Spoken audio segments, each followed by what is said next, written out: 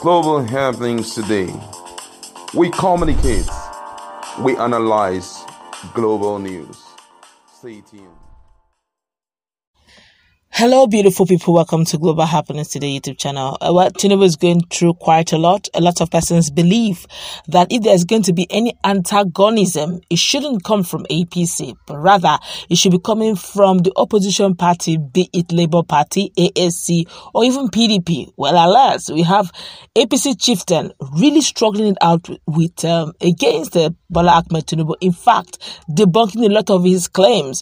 A lot of people believe also that when it comes to Lagos, Tinubu owns Lagos, Tinubu developed Lagos. Well, it looks like those who are genuine Lagosians have decided to clear this record and set this record very straight. Well, before we go into the newspaper to find out what may be in stock ahead of the 2023 election campaign, we'd like you to subscribe to our channel by clicking on the red subscribe button. Beside it, you will see a bell notification icon. Please go ahead, click on it to get notified as soon as we update our channel on YouTube. Well, an all Progressive Congress APC chieftain, that's Tunde Bank Anthony, has said the presidential candidate of the ruling party, Bola Tinubu, cannot claim glory for the successful record of achievements by the administrations of former governors Babatunde Fashola and Akinwumi Ambode. Bank Anthony made this assertion on Wednesday while speaking in an interview with Channels TV. He said, and I quote him, "The people that succeeded Asiwaju Tinubu, BRF succeeded him, and his 8 years was more visible than Bola Tinubu's 8 years. He, Tinubu, cannot claim glory for what they did. It's not possible." He described Ambode as a performing governor who, according to him, was yanked off and denied of a second term. According to him as well, since Nigeria's return to democracy in 1999, Ambode is the only former governor of Lagos State who was in office for a single term. Recall that Tinubu was governor between 1999 and 2007 before he handed over to Fashola, who was in office from 2007 to 2015.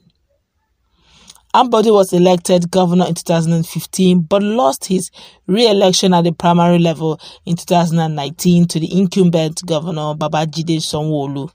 Governor Sanwo-Olu, who clinched the party's ticket and won the 2019 governorship election, has again secured APC's ticket for his re-election in 2023 polls.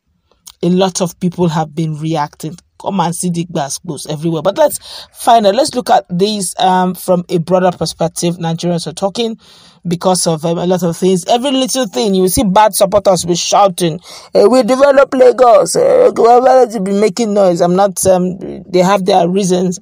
But let's look at this with eyes of, look, this is an APC chieftain talking, or this is not an opposition. We can't keep allowing this propaganda to keep rolling, and sometimes if we keep quiet over these things, it becomes a norm, it becomes reality, but it's not so. Yes, it's true.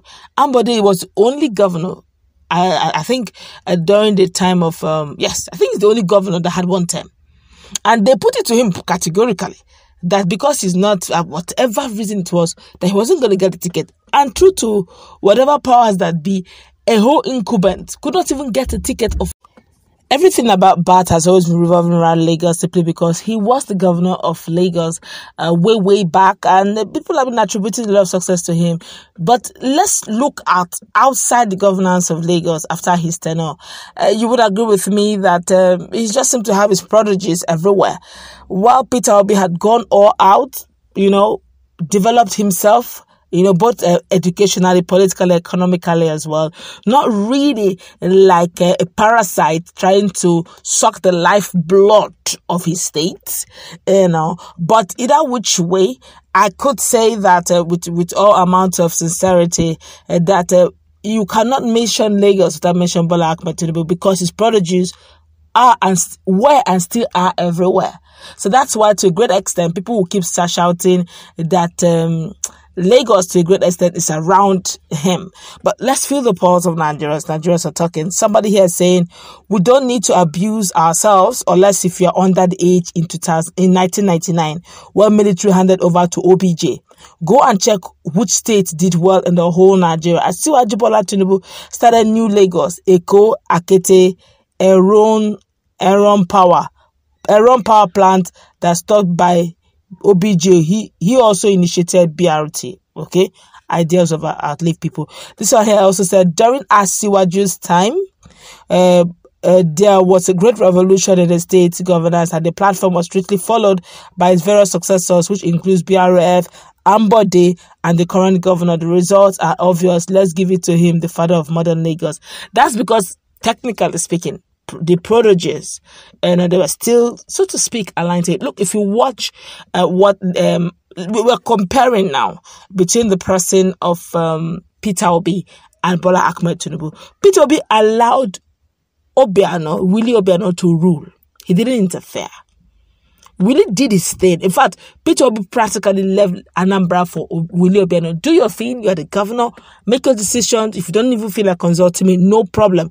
You are the executive. You are the one in charge. You are the number one man in the state. Say yes. You have every right. If you feel that you need my advice, of course I'll come around. But other than that, you are in charge. But to tell you how wonderful, how strong this whole thing is, if you don't follow the chronology, the way it's going, you may not get the ticket you need. You may get it the first time because you're loyal. Second time, you may not.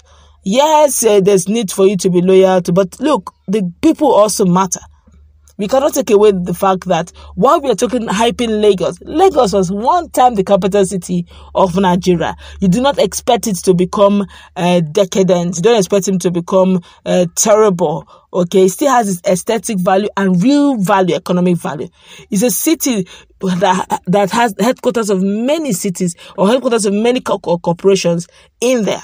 So you don't expect they have a lot of internet generated revenue to their coffers. So yes, they have every right to develop, but he started it by having a way of getting those leakages, fund leakages, by channeling it out in a proper manner.